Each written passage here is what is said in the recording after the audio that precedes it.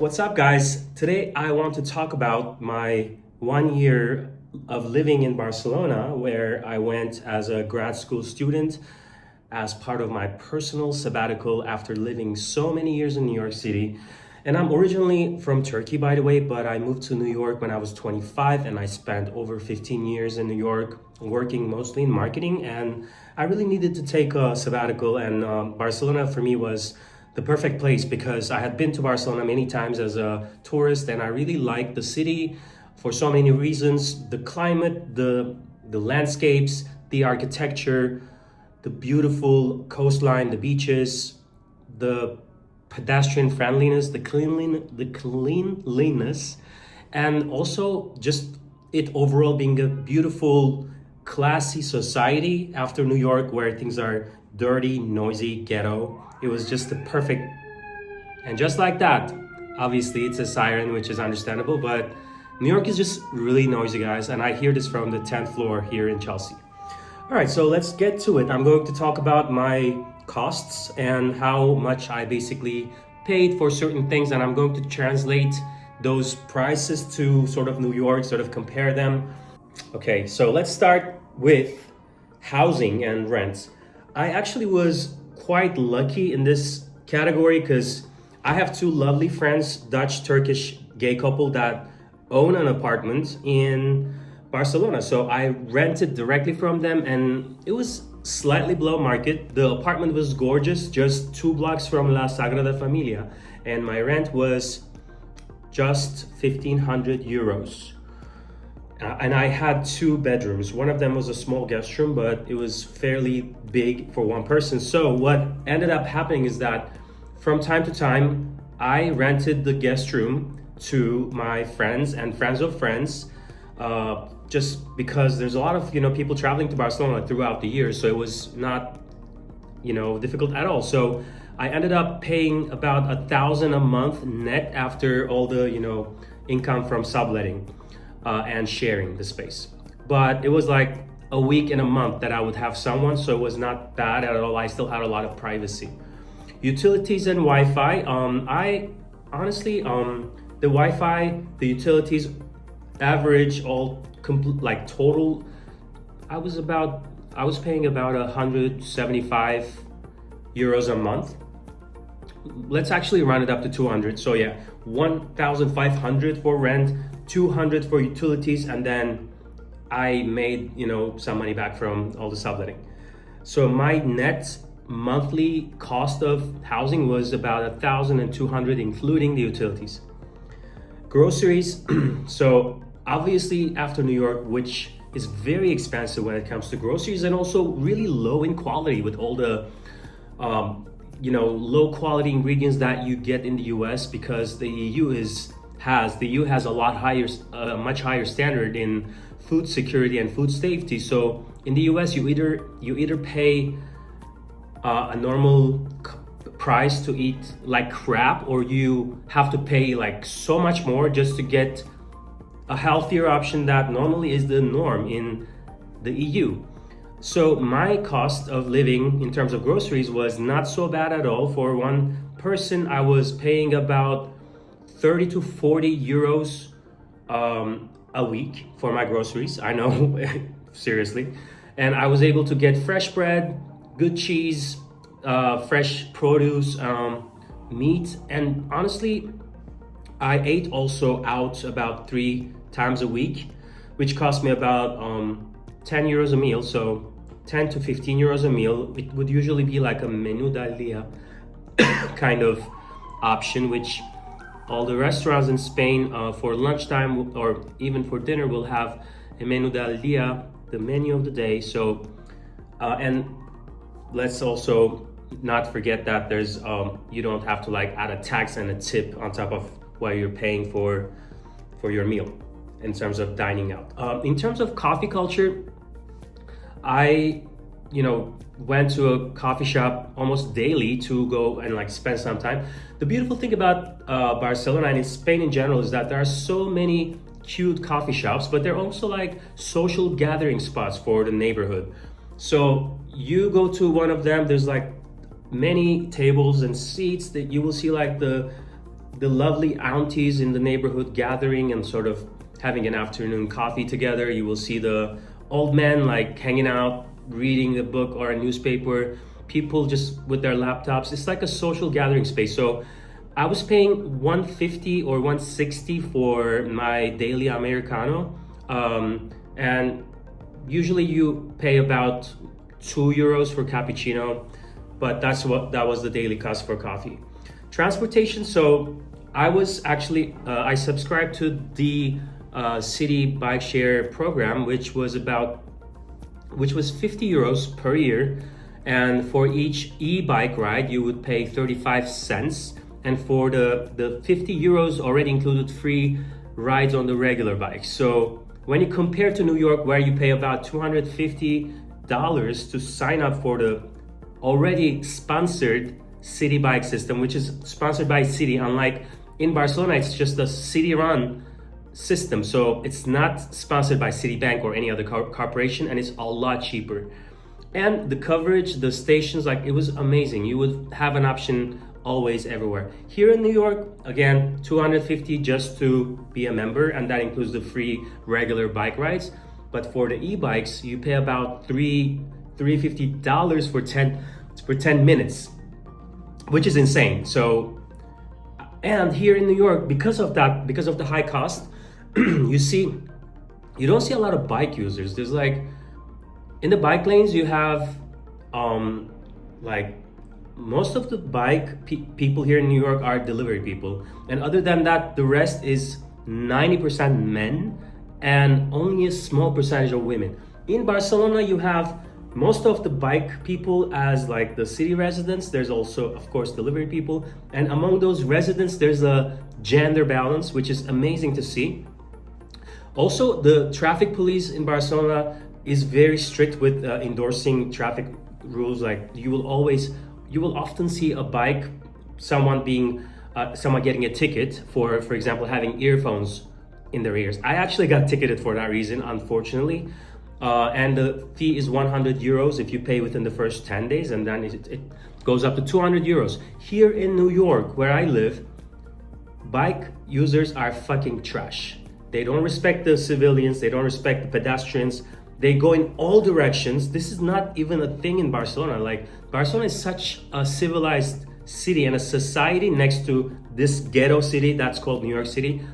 Bikers here, delivery people, and the regular bike users, they go in the wrong direction all the time. They run the lights. They just do crazy stuff. They smoke weed while biking. They listen to music. They're just not paying attention, and to me, it's mind-blowing. Let's talk about my health insurance. Because I went to grad school, because of my school, I had to have a private insurance. It cost me about €1,000 for the year. And the doctor visits were free. There were no co-pays. For the medications and such, there was a fee. I mean, from like €5 to €30, that was like the cost for a medication.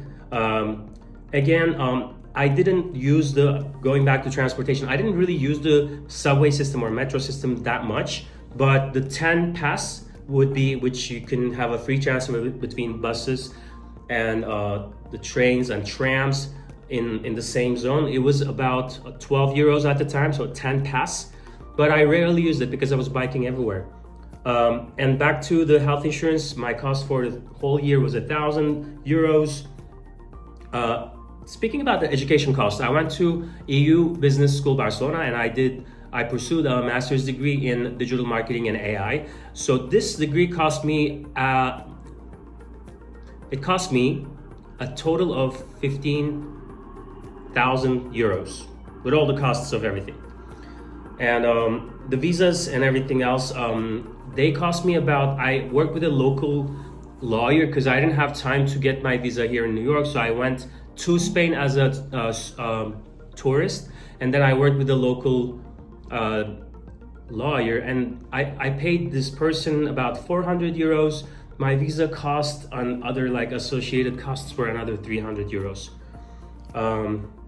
Let's talk about fitness and wellness. I tried different gym chains while I was in Barcelona, one of the main chains is called DIR. So I went to DIR for about 6 months. I paid up front for 6 months, and it was about 60 euros a month, but it was quite high end. I had towel service, I had steam room, sauna, beautiful machines, and like a huge space, and all classes included. I also did a bit of class pass, which gives you flexible access to different gym locations. Let's talk about nightlife and social life. Barcelona, for a city of just 1.5 million in the metro area, is very, very gay, and it offers so many options for queer people in terms of nightlife and social spaces. Just, from like really queer ones to more gay ones, from pop music to techno, from really sex positive environments to just, social environments. I feel like in Barcelona, also drag and, all the different parts of the culture you can think of. Barcelona is super worldly. It's 60% Catalan, so Catalan people, they all speak Spanish as a second language and English always. So it's a very global city, and as a gay person, even if you don't speak the Catalan language or the Spanish language, you will still, be able to socialize, meet a lot of people. When it comes to the cost of these things, obviously a lot cheaper than New York. In New York, you pay $20+ for a vodka soda in some places. If you drink alcohol, Spain is really good because the taxation on alcohol is a lot lower. So buying a bottle of vodka from the grocery store will cost you about 6 euros. And here in New York, the same thing is about $25. So when it comes to drinking at a bar, beer can be as cheap as 2, 3, 4 euros, and then you have, like vodka and similar drinks for about 7, 8, 9 euros. And then the parties and the, private events, those are about 15 to 30 euros to enter, but they always include one drink. Travel and getaways is a great thing to talk about, because when you're in Barcelona, there are so many amazing towns around Barcelona that you can just go by train. Obviously, the most popular one for gays is Sitges, which costs about 4 or 5 euros each way on the local train. And honestly, there's just so many towns, beach towns within the city, but also you have within the city of Barcelona, you have the beaches. There's nude gay beaches in the center of Barcelona, which shows you how open-minded and just overall sex positive Barcelona is. But at the same time, you have companies like Vueling, Ryanair, and they provide affordable flights to anywhere within the region, in Europe, to North Africa as well. Like I was able to get a flight between Istanbul and Barcelona for as cheap as 60 euros. Like that was amazing. So you have cheap flights, cheaper accommodations, train rides, high-speed train to Madrid can be as cheap as 15 euros if you buy in advance. That was like a great area Barcelona excels in, and overall Spain is good for that as well. Clothing and shopping, everyone knows the famous Spanish clothing brands, including Zara, but there's just so many European chains and like clothing shops. Pull and Bear is one that we don't have here in the US.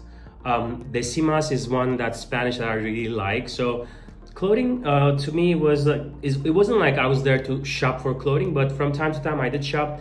I don't like paying a lot for clothing because you just wear it for a couple of years, and you also can get tired of it. So why pay a lot for something that you're gonna get tired of? So I shopped, from time to time at Primark, and I kept paying like 10 euros per piece, 15 euros per piece. And if it's Zara, it's a bit more than that, but overall it's a great destination for shopping. Other than that, the personal, expenses, I'm thinking, besides travel,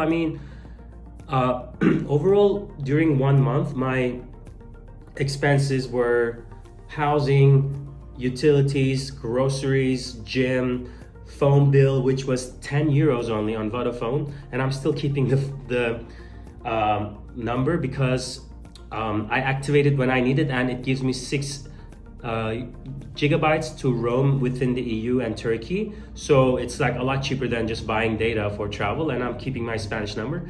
It's 10 euros for a 50 plus 50, 100 gigabyte plan. That has with a hotspot as well. I have to speak about something really important. I like getting a fresh fade, a haircut. And in Barcelona, you have so many small businesses, small shops, mostly run like small barbershops, mostly run by Southeast Asian people. And the haircut is usually starting from 5 euros, and they do an amazing job. My haircut's from Barcelona. I was just there from 3 days ago, guys. And like, I'm really, really happy. The same haircut here in New York costs $40 plus tip. So obviously, yeah, it hurts. But here in New York, there's also the option to go to Chinatown, which can provide cheaper alternatives to haircuts and more other services. So my monthly cost of living in Barcelona, guys, was, after everything, it was about 2,000 euros net a month, including my local travels.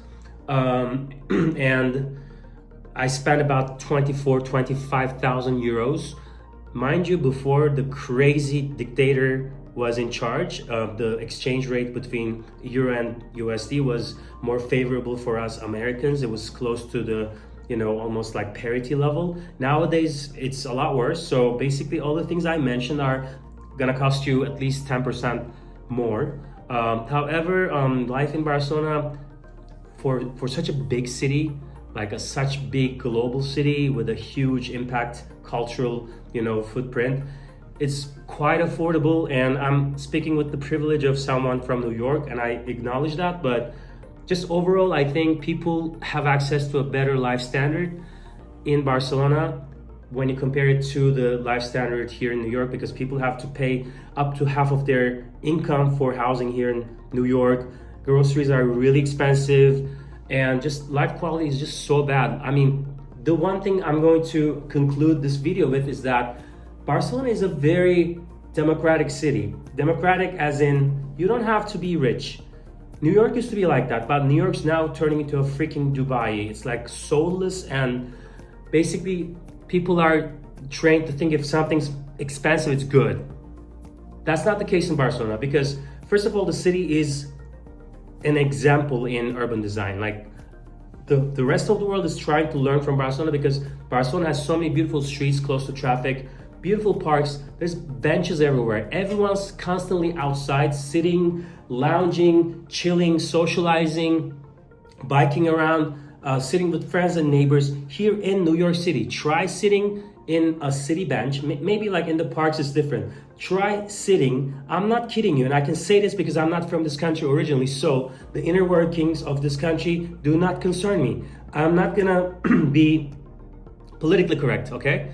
You go sit in a bench in New York City. 5 minutes later, someone with, unfortunately, mental health problems, most likely, will come to bother you. There's no way of catching a break in New York City. There's noise, pollution, dog poop everywhere. There's so much homelessness, so sad to see, so sad to see, because before the pandemic, you would have one homeless person every 3 or 4 blocks. Now you have one homeless person on either side of each block. I live in New York, in Chelsea area, so this is the reference point. But guys, Barcelona is a beautiful city where you don't have to have any money, or you can have a little bit of money and go buy a beautiful bottle of wine from the discount supermarket for 2 euros, and then go drink that wine with your neighbor and friend and sit on a bench, and without having the fear of police giving you a fine for having alcohol. You may ask me, why are you here in New York? Why are you back to New York? Personal reasons, but just personal reasons. But at the same time, I think I've never had a better experience with a city in my life. It was the best city I've ever lived in. I hope this helps anyone who's trying to understand the living costs in Barcelona. This is, by the way, this experience is from March 2024 through April 2025. So, and I still go back to Barcelona as a tourist, and the prices are still pretty much the same. But at the same time, my experience was just life-changing, and I'm really thankful I got to do this. And I hope you are going to experience the same thing one way or the other, sooner or later. I wish you all the best, and let me know if you have any questions in the comments below so I can answer. Thanks for watching.